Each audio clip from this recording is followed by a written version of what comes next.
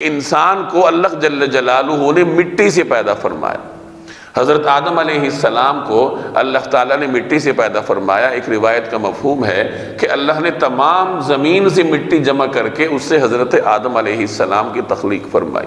और एक और रिवायत में आता है कि अल्लाह तबारक व ताला ने अर्ज़ जाबिया से मिट्टी इकट्ठी करके उसको जन्नत के पानी से गूंधा और फिर उससे हज़रत आदम अलैहिस्सलाम का पुतला बनाकर उनमें रूह डाली गई। जाबिया शाम का एक इलाका है।